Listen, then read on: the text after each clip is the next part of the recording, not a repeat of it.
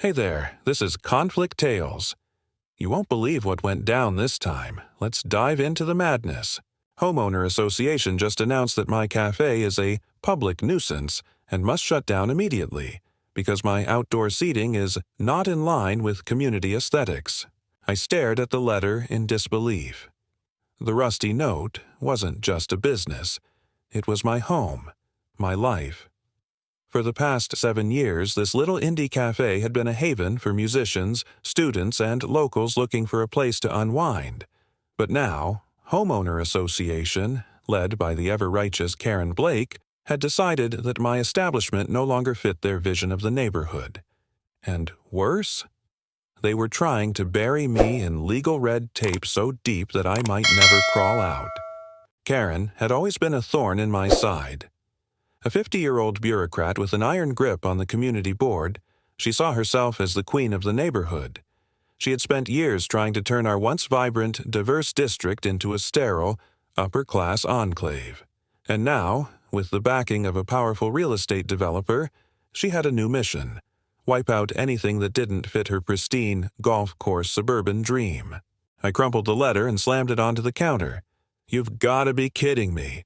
Sheila, my barista, frowned as she read over my shoulder. "They're calling it an unauthorized commercial expansion? That's bullshit, Les.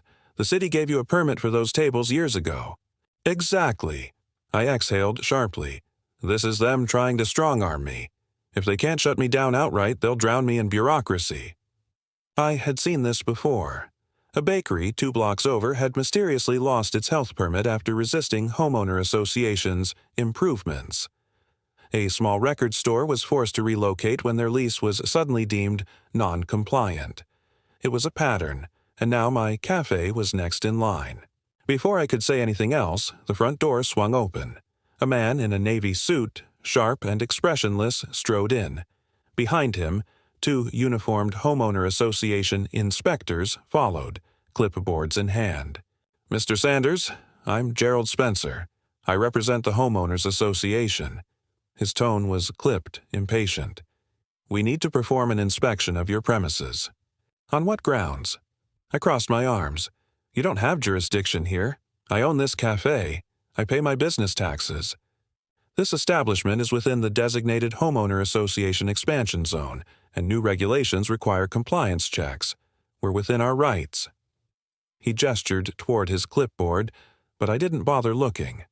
I already knew the game. Sheila stepped beside me. "You're not shutting us down." "No one is shutting anything down," Gerald replied, but the smugness in his voice made it clear that was exactly what he intended to do. "We're merely ensuring businesses align with the community's updated standards. If we find violations, we'll issue the necessary citations." The so-called inspectors began moving through the cafe, jotting things down, measuring furniture, taking photos. One of them knocked on the espresso machine like he was checking for termites. My patience snapped. "You've got 5 minutes, then you get the hell out." Gerald smirked. "Oh, Mr. Sanders, you don't dictate the terms here. If you refuse an inspection, that alone is grounds for citation." I clenched my fists, but before I could respond, the door opened again. This time, it was Andrew, my youngest employee, a law student who worked part-time as a waiter. His eyes darted between me and the inspectors, sensing the tension. "Everything okay here?" "Just the Homeowner Association overstepping their boundaries as usual," I muttered. Andrew, always the sharp one, pulled out his phone. "Good thing I'm studying business law. Maybe I should record this, just in case their inspection goes against actual municipal codes." Gerald's smirk faltered for half a second before he recovered. "That won't be necessary." "Won't it?" Andrew raised his eyebrows. "Because if this is an official visit, I assume you have the proper city documentation authorizing this inspection." Silence. A flicker of annoyance crossed Gerald's face before he motioned for his goons to wrap it up. "We'll be back. Expect a full report of compliance issues within the next few days." I didn't say a word as they left, but I knew this was just the beginning. Homeowner Association never played fair. They had real estate developers in their pockets, city inspectors under their thumb, and enough money to drag me into court battles I couldn't afford. If they wanted my cafe gone, They would do everything in their power to make it happen. Sheila folded her arms. So, what now? Now? I exhaled, my mind already racing. Now we fight back. But I had no idea just how ugly things were about to get. The next morning, I woke up to a noise that sent a wave of unease through my chest. It wasn't the usual city hum or the sound of customers gathering outside. It was mechanical, deliberate. I pulled on my jacket and stormed outside, where a construction crew was unloading barriers in front of my cafe. A thick-set man in a reflective vest glanced up from his clipboard. Orders from the city. Sidewalk maintenance. Gotta block this whole section off for a few days. I looked past him. There was no sidewalk damage, no reason for this sudden maintenance. It was a setup. You can't just block my entrance without notice. He shrugged. Orders are orders. You got complaints, take it up with City Hall. Sheila came up behind me, arms crossed. How convenient. Homeowner Association sends inspectors one day, and the next day, my morning coffee run turns into an obstacle course. I walked around to the back entrance and found a different surprise. A fresh notice was taped to the door, stamped with the Homeowner Association's logo. Code violations pending review. My stomach tightened. I yanked the paper down, scanning the vague legal jargon designed to make it seem like a legitimate problem when in reality, it was just another weapon in their arsenal of harassment. I was already on the verge of exploding when Andrew showed up moments later, phone in hand. So, guess what I found? That sidewalk repair isn't listed on the city's public maintenance records, but he scrolled through his screen. The company doing the work? Big donor to Gerald Spencer's latest real estate venture. My teeth clenched.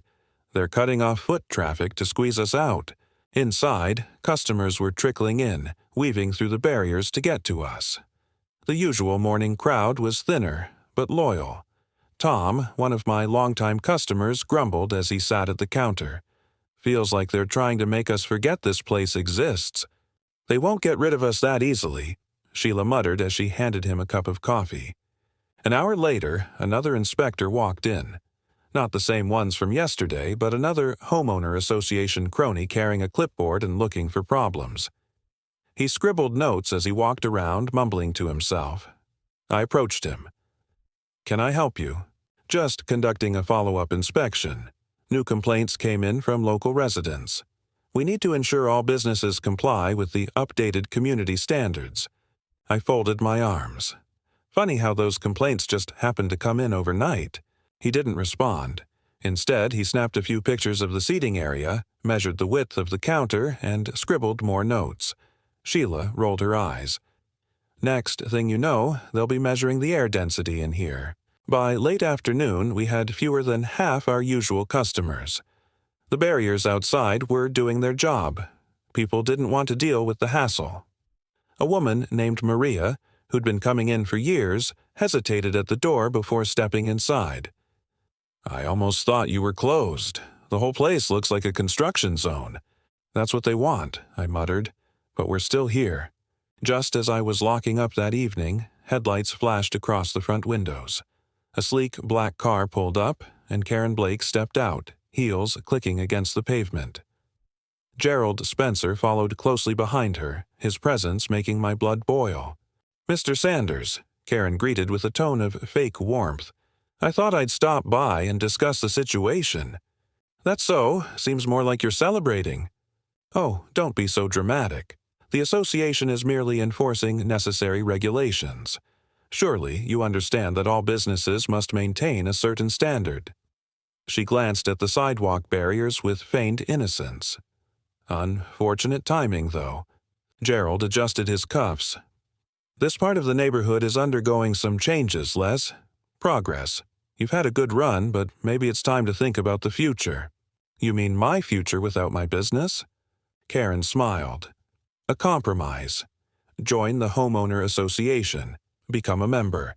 You'll be subject to the same rules, yes, but you'll also have influence. We could even revisit some of these restrictions.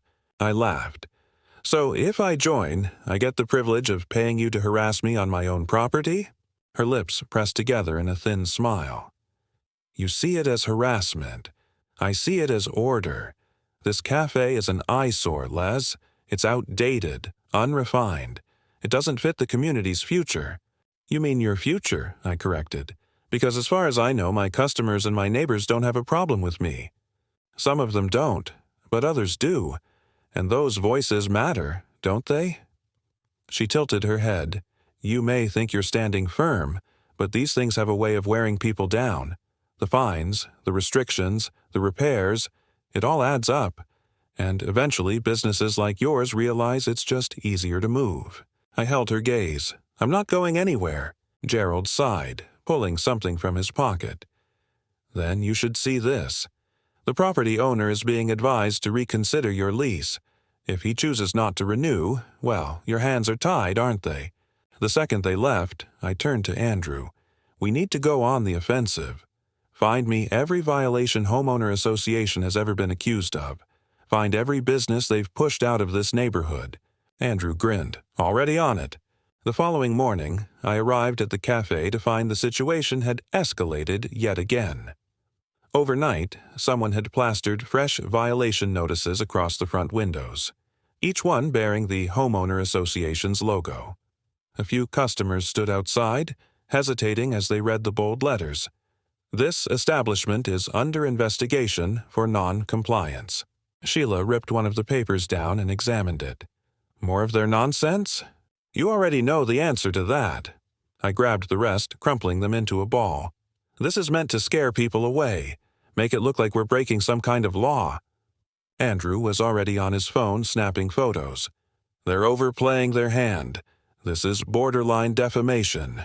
Borderline? This is straight-up harassment. I exhaled, watching as a few regulars hesitated at the sidewalk barriers before turning around and walking away. And it's working. Before I could say anything else, a uniformed city inspector arrived. A tall, lanky man with a clipboard. He didn't look as smug as the Homeowner Association lackeys, but I knew better than to trust anyone carrying official paperwork under their arm. Morning, sir. I'm with the City Code Enforcement Division. I received a report about multiple violations at this location. I need to conduct an inspection. I folded my arms. Report from who? That information isn't available for disclosure. He cleared his throat. But I do need to check the property for compliance. This will just take a few minutes. Of course it will. I motioned toward the door. Let's get this over with. The inspector moved through the space, checking off boxes on his clipboard, measuring the distance between tables, opening cupboards, even glancing into the kitchen. Sheila followed him closely, her patience wearing thin as he made small remarks about ventilation and spacing. After 20 minutes, he returned to the counter and sighed. Look, there's nothing egregious here, he admitted, lowering his voice, but there are some minor infractions. Spacing between some of your tables is slightly under the requirement. Your exterior lighting is technically supposed to be within a certain lumens range at night, and... I cut him off. Let me guess, Homeowner Association pushed for these reports? He hesitated before responding. All I can say is, complaints were filed. My job is to follow up. I'll be issuing a correction notice, not a fine. Yet, Sheila muttered under her breath. The inspector left shortly after, but the damage was already done. The more official reports they racked up, the stronger their case became. I knew exactly where this was heading. By midday, Gerald Spencer arrived again, this time alone, strolling in with his usual smug demeanor. Hope you're having a good day, Les. That depends. Did you come to shut off my water this time? Gerald chuckled. Not today, just here to offer you one last opportunity. The lease renewal is coming up soon. If you sign on with the Homeowner Association now, you can avoid a lot of future headaches. You mean give in to your extortion tactics? Come on, Les. He sighed, feigning disappointment. You're a businessman. You know how this works. Sometimes it's easier to work with the people in charge than against them. I'd rather burn this place down than sell out to you. Wah, he smirked. That's a shame, because if you don't reconsider, we might just make running this cafe impossible. I watched him leave, my blood boiling. The gloves were off. This wasn't just about regulations anymore. This was a takeover, plain and simple. And if they thought I was going down without a fight, they had no idea who they were dealing with. As soon as Gerald was gone, Andrew pulled up a list on his laptop. I've been digging. Homeowner Association has a history of shady dealings. Remember that bakery that mysteriously closed last year? Turns out they filed a complaint about Homeowner Association a month before they were forced out. And there's more. I found at least 3 other businesses that disappeared under legal pressure. Sheila leaned over to look at the screen. So, what do we do with this? I cracked my knuckles. We go public, get the press involved. If we're going down, we're not going down quietly. The next morning, the tension in the air was palpable. Word had spread about the Homeowner Association's relentless attacks, and more people started showing up in solidarity. Customers who hadn't been around in months were squeezing past the barriers, determined to support the cafe despite the Homeowner Association's best efforts to strangle its business. It wasn't just about coffee anymore, it was about principle.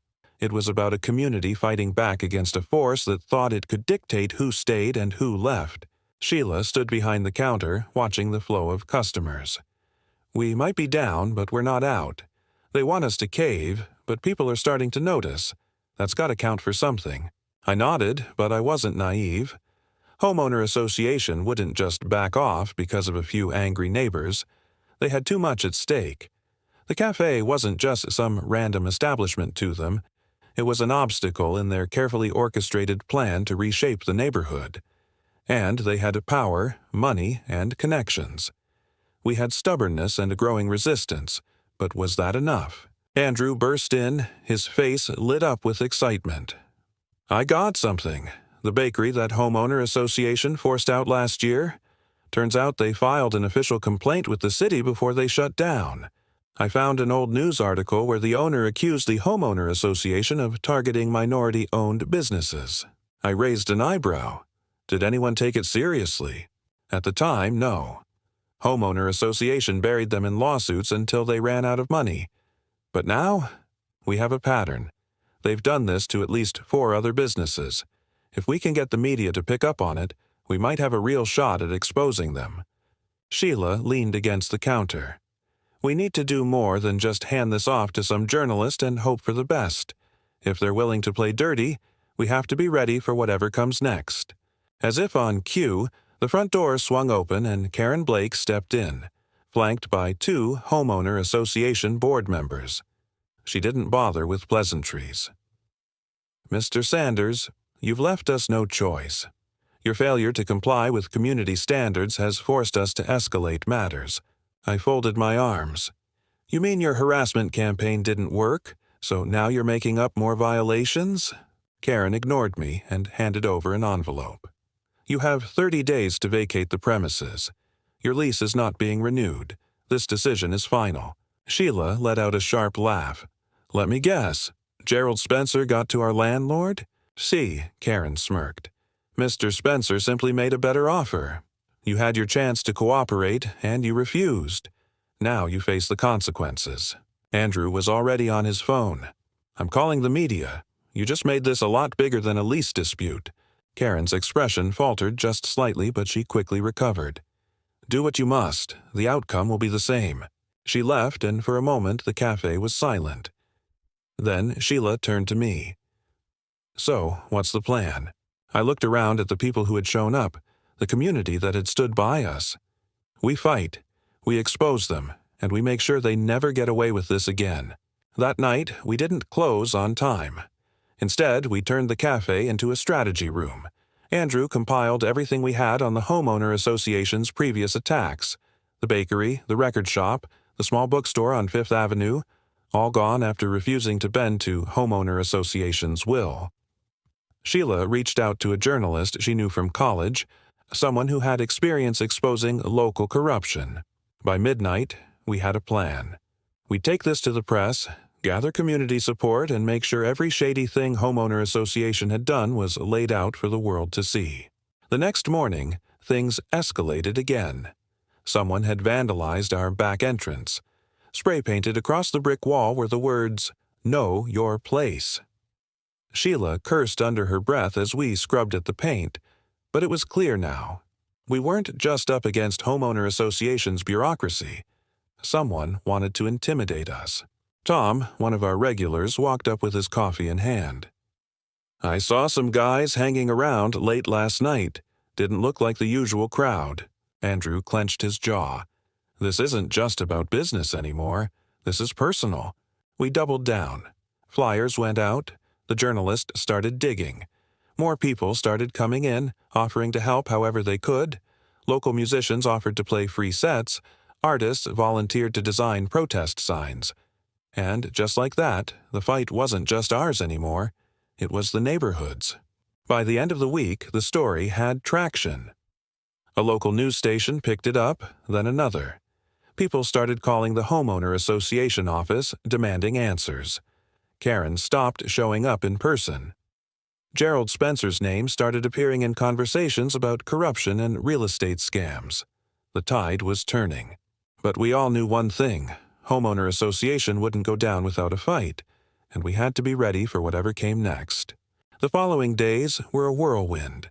The media coverage had ignited something in the community. More people came forward with their own stories about Homeowner Association harassment.